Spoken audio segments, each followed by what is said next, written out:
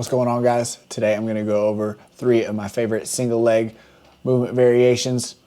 Quick disclaimer before we get into the video: some of the variations will require a bit of requisite movement proficiency, so if you're a beginner or just kind of new to some of these, keep that in mind as you look to implement them into your routine and don't try to progress too quickly.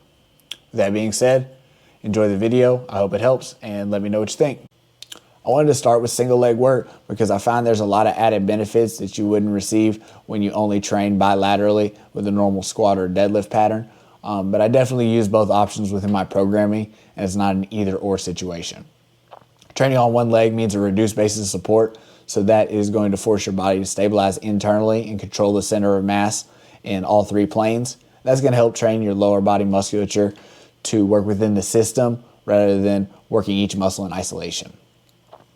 One leg training also means you usually use less weight than you would with 2, so you can still accomplish the same amount of work and get the same gains without the accompanied systemic fatigue that you would get from a heavy set of squats or deadlifts. And then finally, for sport specificity, we play sport, walk, and run primarily on one leg, so if you only train on 2 legs at the same time, you won't be adamantly prepared when your sport demands you to make a cut off one leg. Okay, so movement number 1 is the split squat. These are an absolute staple in my programming because they're very versatile. You can use them to accomplish so many different tasks. They're great as an output movement because they're stable enough that you can load up heavy, either with a safety squat bar or some heavy dumbbells and straps, but you can also knock out quite a bit of volume and drive hypertrophy with a little bit less axial loading than you would get from a regular back squat. Some of my favorites, I like to use the front foot elevated split squat to load the quad, and I teach a bit more hip dominant rear foot elevated split squat, but I also utilize a lot of unilateral loading on either side to train hip stability. But this is one that you can kind of play around with, load in different ways. As like I said, they're very versatile and you can use them for many different purposes. Next up, we have the single leg RDL. I love these for training hip extension, and I find it's easier for people to find their hamstrings compared to a normal bilateral RDL where they want to dump it into the lower back.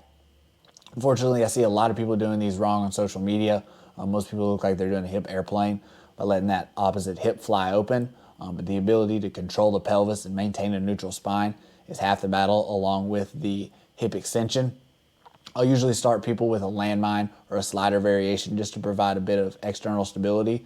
But this is an exercise with a long runway of progression and definitely something that you can get better at. And number 3, we have the skater squat. This is a squat hinge hybrid, meaning you'll get about equal amounts of hip and knee bend. I think of it as a single leg version of a trap bar deadlift. It's really easy to progress. I'll start most people out on an 8 to 12 inch box and then look to progress distance and go down from there. I definitely recommend holding at least a light weight out front, especially as you learn the movement.